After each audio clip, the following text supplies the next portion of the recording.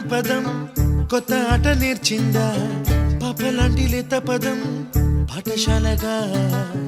కూనలమ్మ జానపదం పల్లె దాటి వచ్చిందా చవళిల జానతనం పాట చూపగా కుంచెలో దాగే చిత్రాలు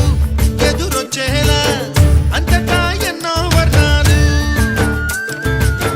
మంచులో దాగే చైత్రాలు బదులిచ్చేలా